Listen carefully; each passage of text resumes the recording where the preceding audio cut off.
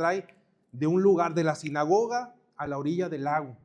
Nos trae de sacando demonios a estar sanando personas. Nos trae de estar predicándole a religiosos, de estar predicándole a gente común y corriente como usted y como yo. Durante todo el Evangelio de Marcos se nos habla acerca de la vida de Jesús y se nos habla de esta manera. Titulé el mensaje de esta mañana, Aprendamos a vivir. Ahorita aparecerá ahí en sus pantallas. Aprendamos a vivir. Y anote esto, hermano, ponga atención perfectamente. ¿Por qué introduje este mensaje o este título de Aprendamos a vivir? Porque muchas veces, hermano, no sabemos cómo vivir. Y pasa nuestra vida como si estuviéramos sobreviviendo. Sobrevivir no es vivir. Sobrevivir es ver qué puedo hacer para pasar el día. Pero vivir implica una intencionalidad, implica una planeación, implica el estar entregado en lo que voy a estar haciendo, implica responsabilidad. Y miren, en este tiempo donde escuchar muchas teorías, muchas afirmaciones es muy fácil, comprometernos con lo que escuchamos es sumamente difícil. Haciendo un estudio, hay una empresa estadounidense que se llama Barna, es el apellido del dueño, hacen estudios estadísticos sobre las iglesias y regularmente el estudio estadístico te dice que los comprometidos de la iglesia, ¿qué porcentaje creen ustedes que es, hermanos? Si nosotros somos el 100%, ¿quiénes son los comprometidos? ¿Qué porcentaje se imaginan? No, el 100 tampoco, poquito más del 10, poquito menos del 100. 15 más, bueno, no le dieron. El estudio dice que el 30%, es decir, de cada 100, 30 personas realmente están comprometidas con el Señor. Es muy bajo, hermanos. Es la estadística, ¿verdad? Podemos decir, pero es muy bajo. Es muy bajo. ¿Por qué? Imagínense, aquí somos, Mario, 100. Somos 121. 121 personas. Imagínense que de esas 121, 35 sean realmente los que lleven el trabajo, los que vengan al curso del próximo domingo 17, los que salgan a evangelizar, los que hagan esto, lo que hagan lo... ¿Sí me explico? Es decir, es muy bajo el porcentaje a nivel general, no estoy hablando únicamente de Betel, a nivel general es muy bajo. ¿Por qué? Porque el compromiso es difícil. Escuchar es fácil, comprometerme es difícil. De hecho, la semana pasada predicaba eso, ¿verdad? ¿Se acuerdan? Cuando escuchar no es suficiente. Y hablábamos de la tierra, ¿dónde cae el mensaje? ¿Por qué? Porque todos escucharon, pero no fue suficiente. Nada más la tierra fértil fue la que hizo la palabra. Hoy, muchos oyen la palabra de Dios. De hecho, los domingos, hermanos, las iglesias pueden estar llenas escuchando la palabra de Dios. Mucha gente asiste a las iglesias. Mucha gente conoce verdades del evangelio. Mucha gente recita textos de memoria, mucha gente puede decir muchas cosas, pero no se compromete con lo que recitan, no se compromete con lo que escuchan, no se compromete, no hay una responsabilidad, no hay una entrega, no hay una fe activa trabajando. La pregunta del Señor siempre ha sido, ¿qué estás haciendo tú, Vicente? Ponga su nombre, ¿qué estás haciendo tú con lo que el Señor te ha dado? ¿Qué estás haciendo tú con el mensaje que recibes? ¿Qué estás haciendo tú con cada uno de ellos? Hoy veremos, hermanos, y hablaremos de tres cosas que nos pueden enseñar a vivir, aprender a vivir si así lo queremos. Y vamos a entrar en detalle, vamos a entrar a este pasaje de Marcos capítulo 4, versículos del 21 al 34. Vamos a empezar con los primeros 6 versículos, del 21 al 25. Dice lo siguiente, escuche o léalo en su Biblia. Dice, entonces Jesús les preguntó, ¿acaso alguien encendería una lámpara y luego la pondría debajo de una canasta o de una cama? Y Jesús mismo se responde, claro que no, claro que no. Hace un sarcasmo dentro de la ilustración que hace, dentro del símil que está haciendo. Repito, ¿acaso alguien encendería una lámpara y luego la pondría debajo de una canasta o de una cama? Claro que no. Una lámpara se coloca en un lugar alto donde su luz alumbre, un lugar visible, un lugar céntrico donde alumbre.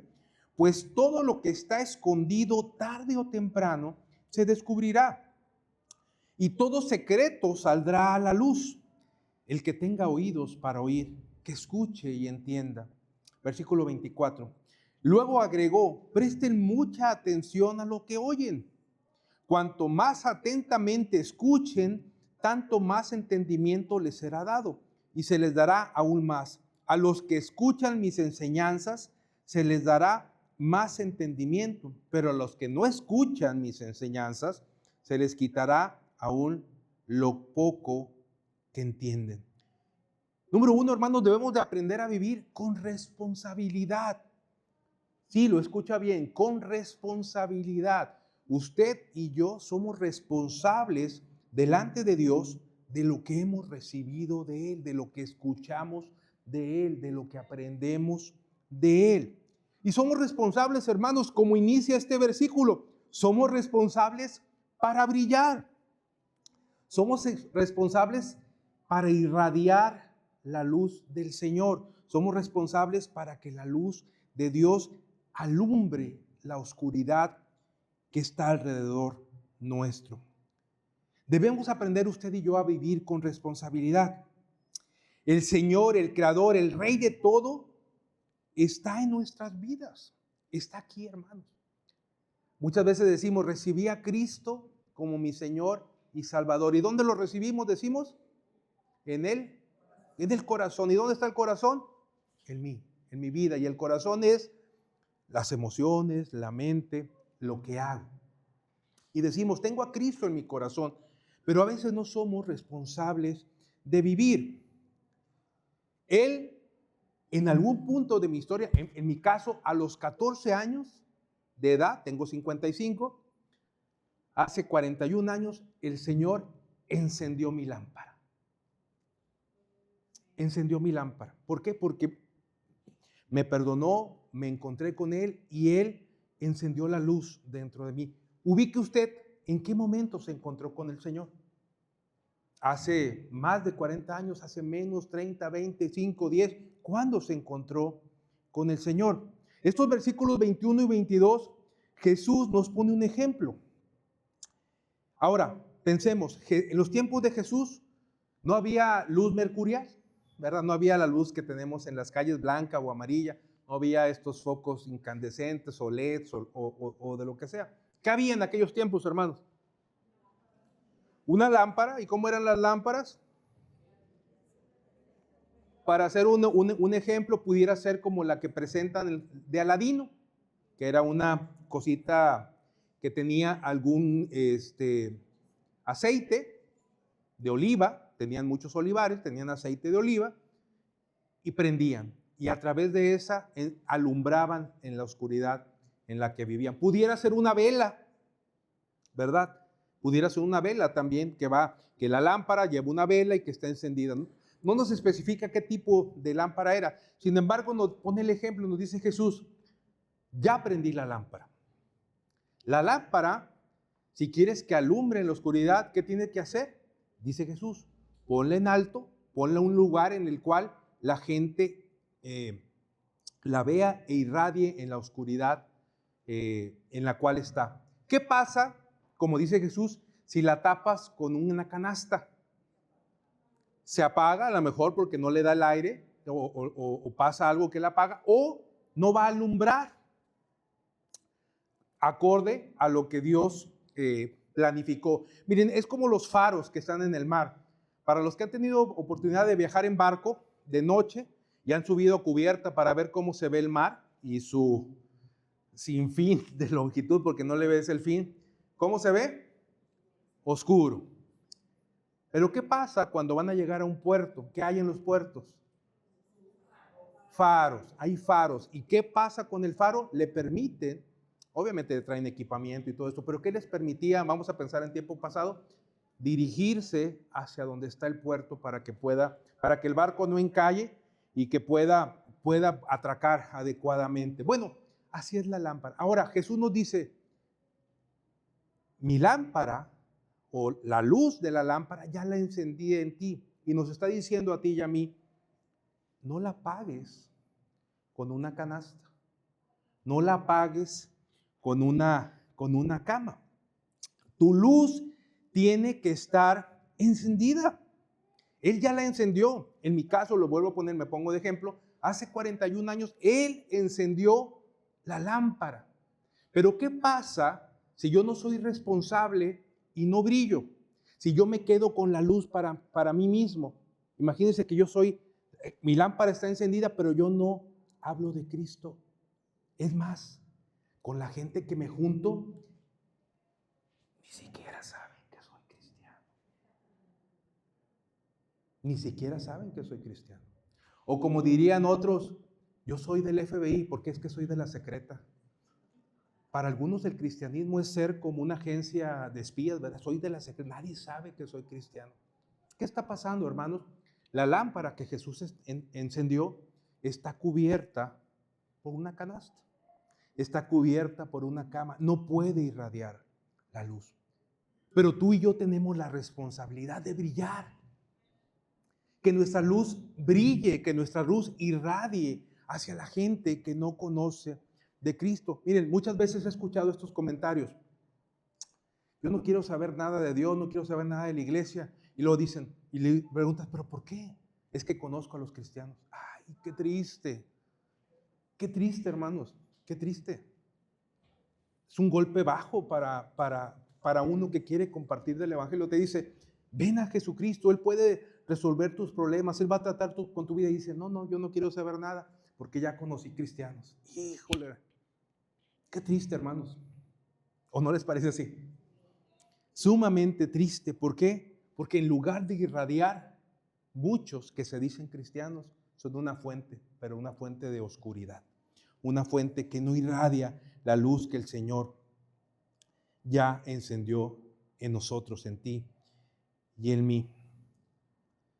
Debemos de reflexionar en esto, hermanos, y preguntarnos, ¿estamos usted y yo? No me diga, no me responda, piense. ¿Está usted brillando? La gente que está a su alrededor, familia, hijos, esposo, esposa, primos, padres, madres, vecinos, la gente que lo ve en ellos el brillo ¿ve en usted el brillo de Dios o no lo ve? Piense en esto, porque el Señor nos llama a ser responsables, nos llama a ser responsables para brillar. ¿Cómo está nuestra vida? ¿Cómo está nuestra vida? ¿La gente está viendo a Jesús en nosotros o la gente del mundo nos considera iguales a ellos? Porque hablamos igual, pensamos igual que ellos, actuamos igual que ellos, reaccionamos igual que ellos, vivimos igual que ellos. Nos ve iguales. ¿Cómo nos ve? Porque usted y yo, hermanos, debemos ser radicales, debemos de ir contra cultura, como les he dicho, debemos de ir siguiendo a Jesús, no siguiendo lo que el mundo nos dice. Dice Mateo 5, ustedes son la luz del mundo. Sí.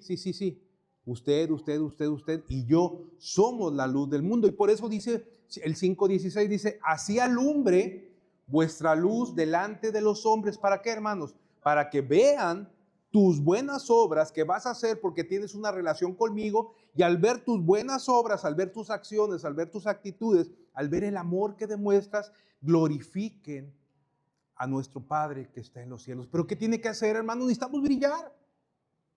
Necesitamos brillar. Mire, yo me he encontrado a cada persona, chismes, hablando de gente, haciendo publicaciones en redes, hablando mal de la iglesia, hablando mal contra ciertas personas, no dando amor, peleando. Y nos decimos cristianos. Nos decimos cristianos. ¿Ustedes creen que esas personas están brillando? A lo mejor el Señor encendió su lámpara hace un tiempo y se alejaron. Pero a lo mejor ellos creyeron que el Señor encendió su lámpara, pero la realidad es que nunca fue encendida. Nunca fue encendida, nunca fueron cristianos. Porque por sus frutos, dice la Biblia, los conoceréis. Y va a llegar un momento, hermanos, en que tú y yo, y no quiero sonar dramático, pero va a llegar un momento, porque lo dice la palabra, que tú y yo nos presentaremos delante del trono del Señor, delante del Señor, y dirá a algunos, venir a mi derecha, pasar al lugar que yo les preparé, y dirá a otros, nunca los conocí. Nunca los conocí. No lo digo yo, lo dice la palabra. Por eso, hermanos, reflexionemos. ¿Está nuestra lámpara brillando? Porque debemos ser responsables en ese sentido. Debemos ser responsables en ese sentido. Y también debemos de ser responsables, hermanos, en lo que dejamos entrar a nuestro corazón. ¿Con qué nos estamos alimentando? Miren, versículos del 23 al 25 dice, el que tenga oídos para oír, oiga. ¿Qué significa esta frase? Porque usted dirá, suena medio chiste, ¿verdad? Pues si tenemos oídos, pues escuchamos. Pero ya, bueno, ya estuvo con nosotros un coro de sordos que tenía oídos, pero no escuchaba, ¿verdad? Únicamente con sus manos podía comunicarse. Pero ¿qué significa esta frase? Bueno, esta frase significa a que usted y yo estemos atentos, a que usted y yo estemos alertas, que seamos diligentes de la manera de cómo estamos alimentando nuestro corazón. ¿Qué estás escuchando? ¿Con qué te estás alimentando? ¿Con qué nos estamos alimentando? Miren, hagamos un ejercicio. Mis hermanos que fueron al día de campo, ¿recuerdan qué comieron? Ah, caray, les vi cara, hasta la lengua se la pasaron otra vez por los labios, se saborearon, ¿verdad? Dice, ¿recuerdan qué comieron? Sí, ¿verdad? Ayer, ¿recuerdan qué comieron? ¿Por qué? Porque el alimento, lo que nos alimentamos son cosas que nos gustan, pero también cosas que nos nutren, ¿verdad? ¿Qué buscamos comer? De repente te ofrecen una tostadita de atún, muy sana. Pero yo digo, híjole, tostadita de atún o un pozole. Y a veces estamos ante esa disyuntiva, ¿verdad? ¿Por qué? Porque por un lado sabemos que debemos de comer sano, pero por otro lado también nos gusta el antojo y nos gusta la grasita y nos gusta alimentarnos de otras cosas que posiblemente nos puedan hacer daño. Ahora, pongo este ejercicio para pensar, ¿qué sucedería si dejáramos de comer, hermanos? ¿Perdón? Se debilita, ¿ok? Que si dejamos de comer, se debilita. ¿Qué más pasaría, hermanos? Si se prolonga esa falta de alimento en nuestro cuerpo. ¿Perdón? Nos enfermamos. ¿Qué más pasaría? Puede hasta desencadenar en fallecimiento, ¿verdad? Por inanición, por falta de alimento. Miren, déjenme les platico algo. Hice una investigación por aquí. Dejar de comer diariamente provoca graves riesgos a la salud. El cuerpo entra en un modo de inanición. Se hace lento el metabolismo, se ralentiza. Lo que dificulta, cuando se pone lento el metabolismo, se dificulta que pierdas peso, que genera desnutrición. Los efectos inmediatos de la falta de alimento en nuestro cuerpo son fatiga. Digo, no soy médico, acá Chacho me corregirá. Esto me lo dijo los expertos de las redes, ¿verdad?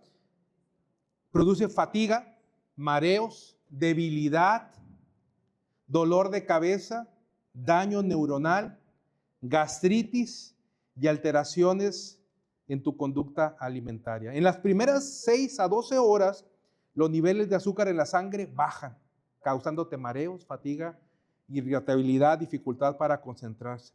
Después de 12 horas, tu cuerpo agota reservas de glucógeno y empieza a utilizar grasa y empieza a tomar también masa muscular para poder tu cuerpo estar funcionando. Es decir, te empieza tu masa muscular a ser más pequeña.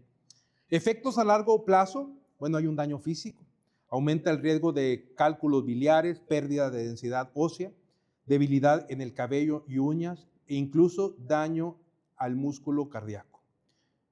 Tu metabolismo se vuelve lento, tu cuerpo quema menos calorías, hace una alteración hormonal y por último te lleva a la muerte.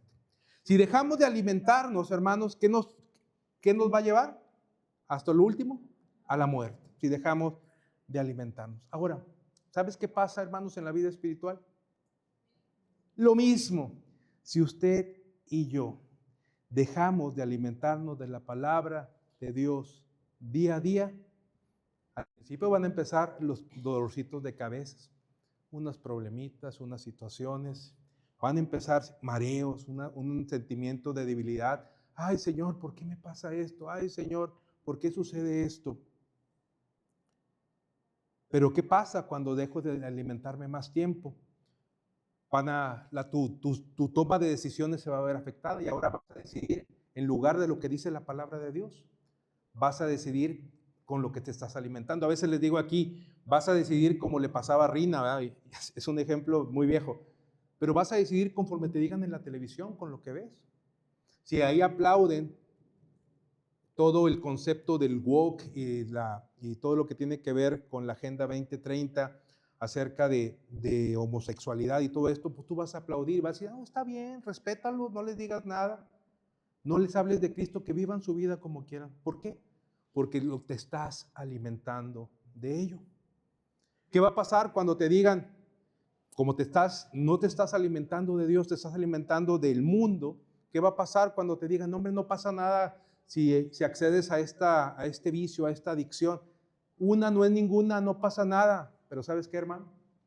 Sí pasa, sí pasa. Yo tenía unos amigos allá en la iglesia en Reynosa, buenos beisbolistas, y las ligas de béisbol donde jugaban los domingos a la hora de la iglesia. Y de repente el papá pues decidió darle prioridad al béisbol y se los empezó a llevar a la iglesia. Pasan los años, hermanos, y ves sus vidas destrozadas, matrimonios destrozados, varios divorcios, alejados del Señor totalmente. ¿Por qué? Porque sí pasan cosas, hermano. Sí pasan cosas cuando te alimentas de lo que no es la palabra de Dios. Cuando estás en inanición de la palabra de Dios, porque no te alimentas tu espíritu, no alimentas tu espíritu de la palabra. Cuando vengan las crisis, ¿cómo crees que van a reaccionar estas personas? Mal.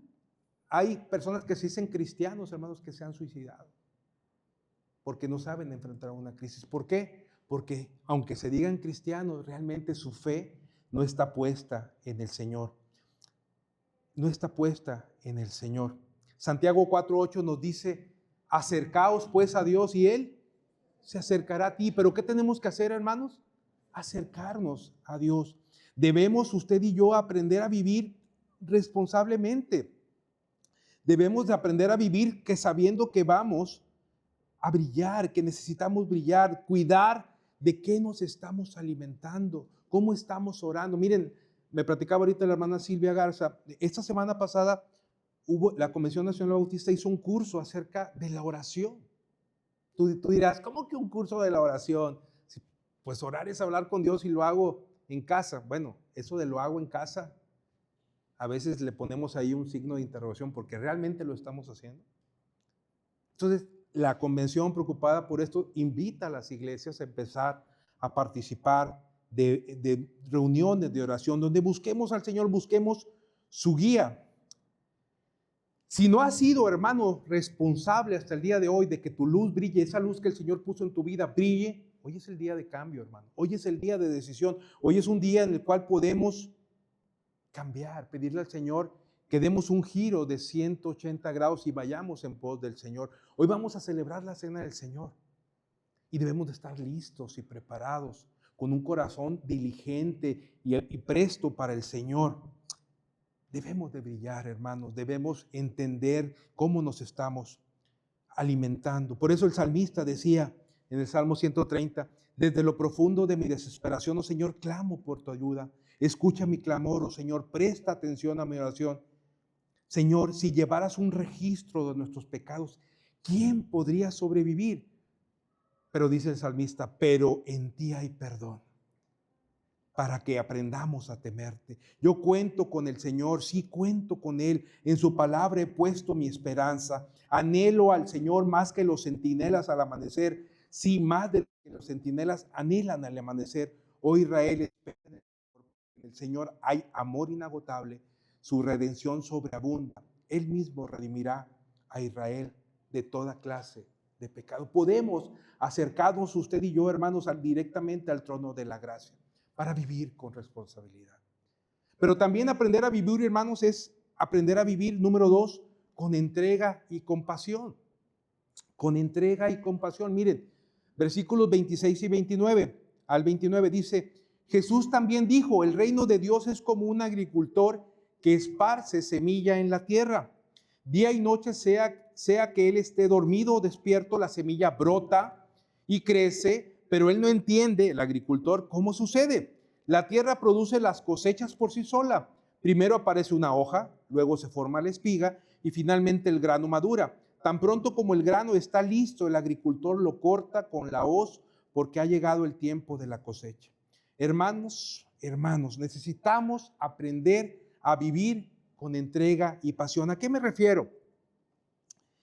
Necesitamos emprender acciones conscientes con entrega y pasión en el día a día, en el diario vivir, en tu diario vivir y en mi diario a vivir. Miren, vamos a tomar el versículo 26. Dice, el agricultor esparce la semilla con entrega y pasión. ¿Cuál es tu trabajo, hermano, y cuál es mi trabajo? Comparado con el agricultor, ¿cuál es nuestro trabajo? Esparcir la semilla, sembrar, esparcir la semilla. Es lo que hace el agricultor. ¿Dónde? ¿Dónde la esparcimos, hermano? Ok, en la tierra, sí. ¿Cuál es nuestro campo? Ok, mi familia, mis vecinos, mis compañeros de escuela, mis compañeros de clase, de trabajo, mis compañeros del fútbol, mis compañeros del voleibol, del cual ya no me quiero acordar. ¿Dónde? ¿Cuál es nuestro campo? ¿Dónde debemos de esparcir la semilla, hermanos? En todos lados, donde nos desenvolvamos usted y yo. ¿Cuándo? ¿Cuándo esparcimos la semilla? En todo tiempo. Sea tiempo de frío, tiempo de calor, momento de crisis, momento de felicidad, momento de enfermedad, momento de salud. Esparzamos la semilla del Evangelio del Señor. Así como el agricultor esparce la semilla. ¿Cómo lo hacemos? ¿Cómo lo hacemos? Porque a lo mejor me dirá, hermano, yo no conozco tantos textos de memoria, no conozco mucha Biblia. ¿Cómo esparcimos la semilla? ¿Contando qué, hermanos? ¿Perdón? Nuestra vida, contando lo que el Señor ha hecho en nuestra vida, porque cada uno de nosotros, hermanos, tenemos un punto de comienzo, tenemos un antes y un después. Yo era así y ahora soy así, porque el Señor me ha transformado. ¿Sí me explico? Podemos contar lo que el Señor nos ha hecho. Yo les ponía un ejercicio a los hermanos que se bautizaron y les decía, hagan un breve testimonio que ustedes puedan compartir rápidamente. Me entregaron 2 parrafitos, 3 parrafitos, rápidamente. ¿Qué van a decir en el testimonio? Y es tarea para usted, hágalo, escriba. ¿Qué va a hacer en su testimonio? ¿Quién era yo? Mi nombre es Vicente Javier Pérez Sainz, soy originario de Reynosa, Tamaulipas, soy de los gloriosos 70s. Soy hijo, mi papá era tal, mi mamá era tal, nací en una familia cristiana o no, venía de tal lugar. Ahora, ¿quién era yo antes de conocer a Cristo? Yo era esto, tenía problemas de esto, era orgulloso, era vanidoso, tenía tal adicción, vivía sin desenfreno. ¿Qué ha hecho Cristo y cómo soy ahora? Pero conocí a Cristo, porque ahí es el comienzo de todos nosotros. Pero me encontré con Jesucristo. Y cuando me encontré con Jesucristo, trajo paz, restauró mi matrimonio, arregló mi situación con mis padres, ¿sí me explico? Todos nosotros podemos contar una historia. Ese es el cómo. ¿Cómo la cuentes? Pues cada quien va a contar lo que ha hecho el Señor en nuestras vidas. ¿O no ha hecho nada? Yo creo que sí, hermanos. Debemos de pensar. Ahora, en el día a día debemos de esparcir la semilla. Ahora, del 27 al 29, vamos a hacerlo con entrega y pasión, pero confiando que el proceso es del Señor. Miren, repito, del 27 al 29. Dice, día y noche, sea que él esté despierto o dormido. ¿Quién está despierto o dormido? El agricultor, ¿verdad? Está hablando del agricultor. Dice, día y noche, sea que el agricultor duerma o esté despierto, ¿qué pasa con la semilla? La semilla brota, crece y el agricultor no sabe ni cómo sucede. Y de repente un día a la semilla le nace una hoja y luego le nace una ramita y luego le nace, crece un árbol, le sale la madera. ¿Cómo de unas semillas sale la madera y sale todas las cosas? Bueno, porque eso es lo que hace Dios. Miren, yo a veces, hermano, yo tengo mis paradigmas mentales, con una frase que se llama, cuando dicen, es que gané almas o vamos a ganar almas, para mí me cuesta, en mi mente, yo sufro un choque ahí, porque yo no gano nada. Cuando yo comparto de Cristo, ¿yo qué hago? Como el agricultor, esparzo la semilla. ¿De quién es la obra?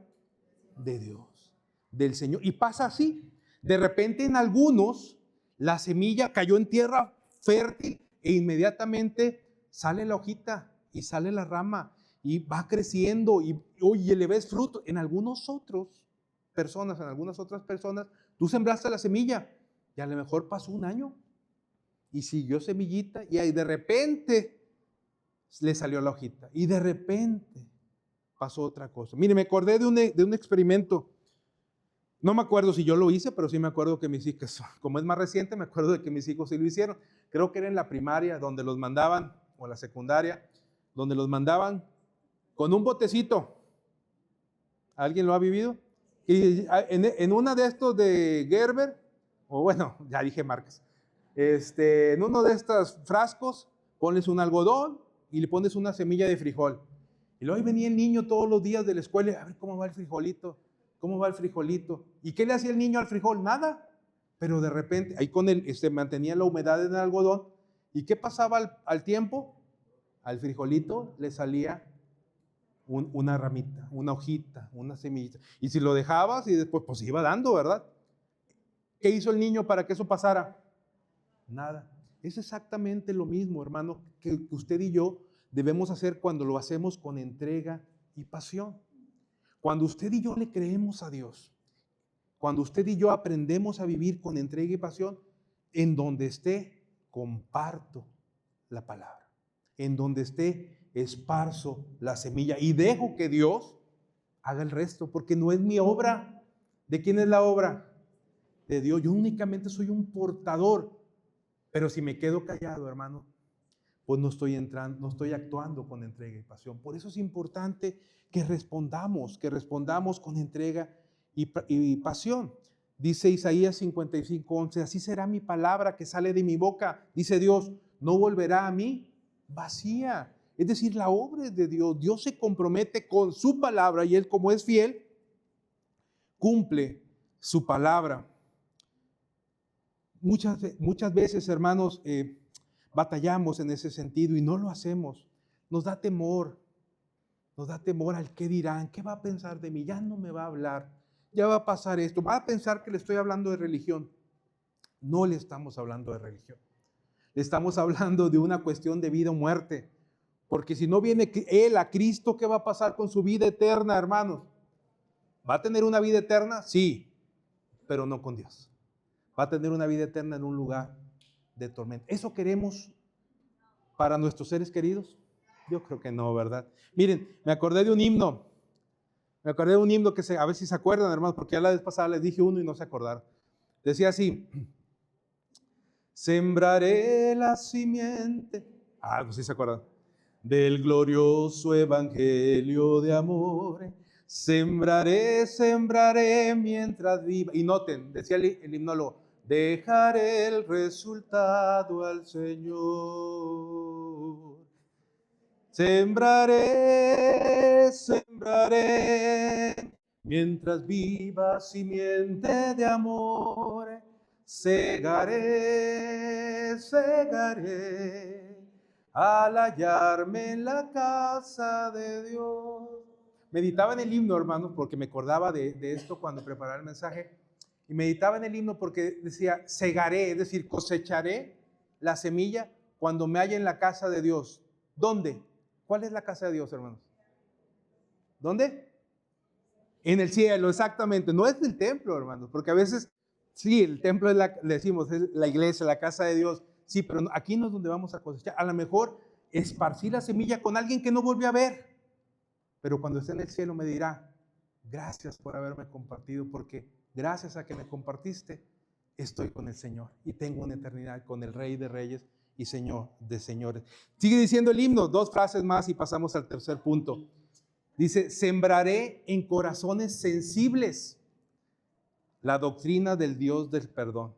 Pero luego dice también, sembraré en corazones de mármol, o sea, duros.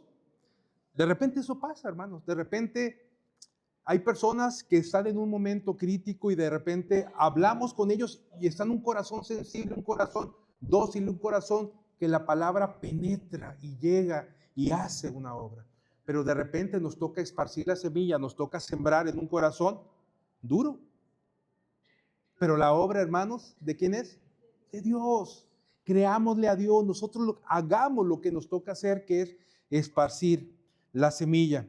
Y número 3, aprende a vivir con fe. Aprende a vivir con fe. Dicen los versículos del 30 al 34. ¿Cómo puedo describir el reino de Dios? Se pregunta. ¿Qué relato emplearé para ilustrarlo? El reino de Dios es como una semilla de mostaza, dice la palabra. Es como una semilla de mostaza sembrada en la tierra. Es la más pequeña de todas las semillas, pero se convierte, versículo 32, pero se convierte en la planta más grande del huerto. Sus ramas llegan a ser tan grandes que los pájaros hacen nido bajo sus sombras. Jesús empleó muchas historias e ilustraciones similares para enseñar a la gente tanto como pudieran entender. De hecho, durante su ministerio público nunca enseñó sin usar parábolas, pero después, cuando estaba a solas con sus discípulos, les explicaba todo a ellos. Hermanos, debemos de aprender a vivir con fe. Una fe, hermanos, que crece a pesar de un comienzo insignificante. Compara el reino de Dios como una semilla de mostaza. Yo no las conozco físicamente. ¿Alguno la conoce? Pero dicen que es muy pequeñita, y lo dice la misma Biblia, y quienes la conocen lo confirman, que es muy pequeñita. Y dice el Señor, empiezas insignificantemente, una semilla muy pequeña. ¿Cómo iniciaste tú en el Evangelio? Piense, cuando inició su vida cristiana, ¿cómo inició? Pues no inició predicando, o no inició enseñando, o no inició sirviendo. ¿Cómo inició? Pequeño, aprendiendo, tomando los nutrientes, haciendo que las cosas tomaran su curso que el Señor les iba dando. Lo mismo pasó que con la semilla, así fuimos nosotros creciendo, fuimos nosotros avanzando. Quizás algunos de nosotros cuando iniciamos fuimos menospreciados, no nos veían futuro o pensaron de nosotros, quizás nunca vas a lograr ser esto para el Señor, por como nos veían en aquel entonces, pero por la gracia del Señor nos permitió que esa semilla creciera, que esa semilla madurara y empezara a crecer, a dar frutos. Ahora, dice aquí la palabra que esa semilla pequeña, versículo 32 dice, pero se convierte en la planta más grande del huerto. Ese crecimiento sobrenatural es la fe.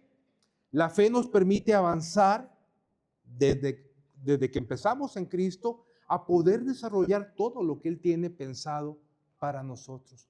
A hacer algo sobrenatural, como la semilla pequeña, y ahora es el árbol más grande del huerto. No depende del esfuerzo humano, como lo veíamos hace unos momentos. Depende de lo que Dios haga en la semilla. Depende de lo que Dios haga en la fe. Por eso les he dicho varios domingos, hay gente que se acerca conmigo y me dice, yo tengo mucha fe. Y les digo, ¿lees la Biblia? No. Ah, pues entonces la fe que tienes no es en Dios. Porque la Biblia dice que la fe viene por el oír la palabra de Dios. ¿Por qué? Porque es a través de ver lo que Dios ha hecho que mi fe se va incrementando, de conocer a Dios, de saber de lo que puede hacer, que mi fe se va incrementando. Podrás creer en muchas cosas, yo no dudo, la gente tiene fe hasta en sí mismo, ¿verdad? Yo te tengo fe, o va a jugar ahora que viene el Mundial, ¿no? Y que decimos del México, el famoso canto del sí se puede, ¿alguna vez lo han escuchado? Sí se puede. y alentaba a la selección a que empatara, ¿no? O perdiera con más decoro o ganara. Bueno, esa es una fe en sí mismo, ¿verdad? Es una fe en el esfuerzo, a motivarte a hacer algo. Pero la fe en Dios, hermanos, es una fe que te lleva a lo sobrenatural, que te lleva más allá de tus fuerzas, que te lleva a pensar que una iglesia de 120 personas como nosotros, 130 personas, podemos servirle a Dios para un impacto de miles de personas que pasarán por nuestro templo para llegar a un estadio. La fe me lleva a pensar que sí, voy a hacer algo, porque muchos dirán, ay, ¿de qué va a servir? Ni te van a entender. ¿De qué va a servir si no hablas árabe? Bueno, pues hablo inglés. A lo mejor con el inglés nos entendemos. ¿Sí me explico? Es decir, la gente te va a buscar poner pretextos. Mucha gente. Siempre hay gente. Por eso nos dicen a los mexicanos como nos igualan con los cangrejos, ¿no? Que los pones en una cubeta y va a salir uno y pum, lo jala otro y lo jala el otro. Muchas veces en la iglesia sucede lo mismo. Tristemente. Pero aquí la idea, hermanos, es que le creamos al Dios de la Biblia y tengamos fe en el Dios de la Biblia, en el Dios de lo imposible, el Dios que puede usarnos e ir más allá de lo que nosotros pensamos.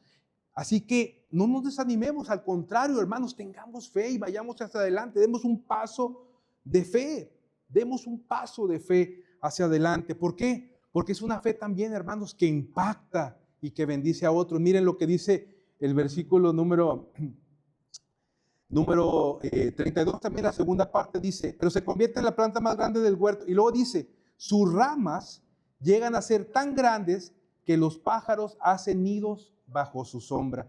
Hermanos, nuestra fe impacta y puede bendecir a otros. Sin ver a nosotros cómo somos como creyentes, el Señor puede bendecir a otros. Así como el árbol le da sombra a los pájaros y ellos hacen sus nidos y es de bendición para ellos, nosotros a través de nuestra fe podemos bendecir a nuestra familia, a nuestros amigos, a nuestros conocidos, a la gente con la que choqué, a la gente con la que pasó algo y que Dios me permitió cruzarme. Puedo bendecirla, poder ser de bendición para su vida. Por eso es importante, hermanos, que usted y yo ejercitemos nuestra fe, que creamos la palabra de Dios. Crea la palabra de Dios, hermano, créale, crea la palabra de Dios. Si dice que Él está con nosotros todos los días hasta el fin del mundo, Él está con nosotros todos los días hasta el fin del mundo. Si dice que Él abrió el mar rojo y paró el río Jordán en seco para que su pueblo pasara en seco, lo mismo puede hacer ahora, hermanos. Puede estar en medio de la crisis que estoy viviendo, puede detener el tiempo como lo hizo con Josué para que se diera la victoria. Lo mismo puede pasar con nosotros. Él nos da la victoria. Por eso creamos la palabra de Dios. Vivamos la palabra de Dios. ¿Cómo la vamos a vivir? Pues cuando la conocemos. Si no la conocemos, pues ¿cómo la puedes vivir? Necesitamos conocer la palabra para vivirla y oremos. Oremos la palabra de Dios. Hagamos nuestras sus promesas. Hagamos nuestras las promesas que el Señor nos da. Termino con esto, hermano. Miren, si yo les digo Billy Graham o Billy Graham, ¿lo ubican? Bien, ok, la mayoría lo ubica. ¿Quién fue este hermano? Fue una persona, ya falleció.